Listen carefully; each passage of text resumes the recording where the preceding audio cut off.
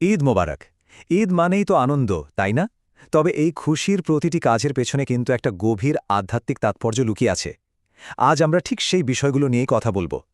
জানব নবীজি সাল্লাল্লাহু আলাইহি ওয়াসাল্লামের দেখানো পথে ঈদ উল ফিতরের সেই সুন্দর সুন্নত আমলগুলো সম্পর্কে, যা এই বিশেষ দিনটিকে আরও অনেক বেশি বরকতময় করে তোলে। চলুন তাহলে শুরু করা যাক। প্রথমেই বুঝতে হবে, ঈদ নিছক একটা উৎসব নয়, এটা একই সাথে ইবাদত আর কৃতজ্ঞতা প্রকাশের একটা দিন।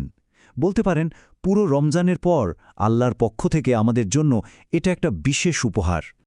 একবার ভেবে দেখুন তো, ঈদ হল মাসব্যাপী ইবাদতের একটা পুরস্কার। ঠিক যেমনটা আল্লাহ কোরআনে বলেছেন, সফলতা তো তারই যে নিজেকে পবিত্র করেছে, আল্লাহকে স্মরণ করেছে এবং নামাজ আদায় করেছে। ঈদ আমাদের সেই সফলতাকেই উদযাপন করার সুযোগ করে দেয়। তাহলে প্রশ্ন হল, ঈদের দিনটা আমরা কিভাবে শুরু করব?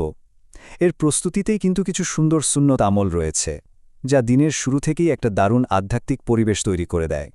ঈদের দিনের শুরুটাই হয় পবিত্রতার মধ্য দিয়ে। সুন্নত অনুযায়ী গোসল করে মিসওয়াক দিয়ে দিনটা শুরু করা হয়।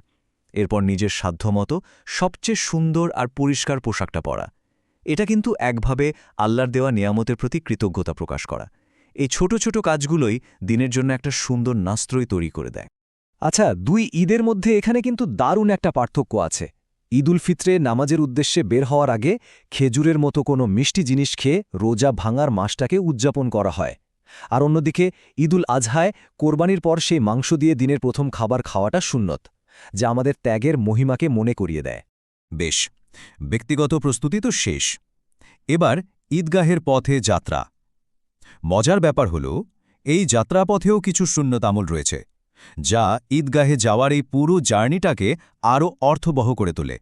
ঈদগাহের পথে এই তাকবীর ধ্বনিটা একটা অসাধারণ পরিবেশ তৈরি করে, তাই না?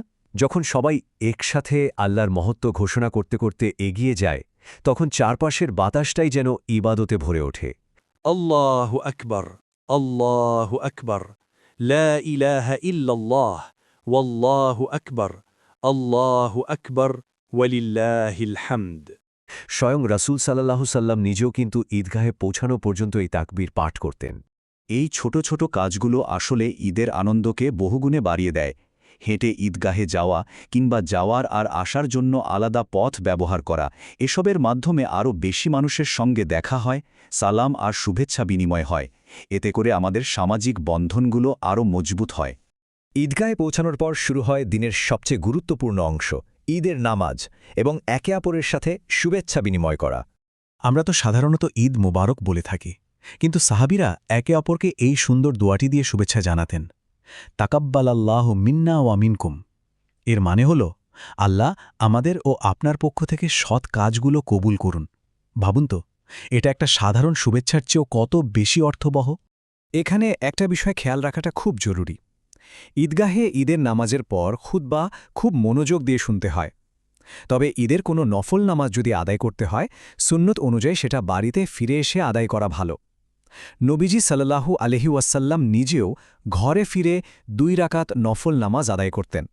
ঈদের দিন শেষ, কিন্তু রমজানের শিক্ষা কি এখানেই শেষ হয়ে গেল? না, আসল চ্যালেঞ্জ তো আসলে এখন শুরু হলো। রমজানের যে আধ্যাত্মিক শক্তি আমরা অর্জন করেছি, সেটাকে কিভাবে বাকি বছরটা ধরে রাখব? এই প্রশ্নটা কিন্তু সত্যিই ভাবার মতো। রমজানের আমি আর রমজানের পরের আমরা কি একই মানুষ থাকব?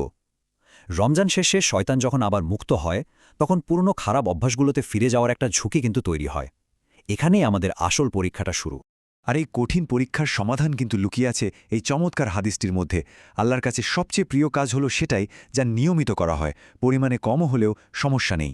রমজান মাস জুড়ে আমরা আসলে এই ধারাবাহিকতারই অনুশীলন করি। আচ্ছা, রমজানের আমেজ ধরে রাখার একটা দারুণ উপায় হল শাওয়াল মাসের 6টি রোজা রাখা। হাদিস অনুযায়ী এর সোয়াব কিন্তু সারা বছর রোজা রাখার সমান। এটা রমজানের পর ইবাদতের ধারাবাহিকতা বজায় রাখতে অসাধারণভাবে সাহায্য করে।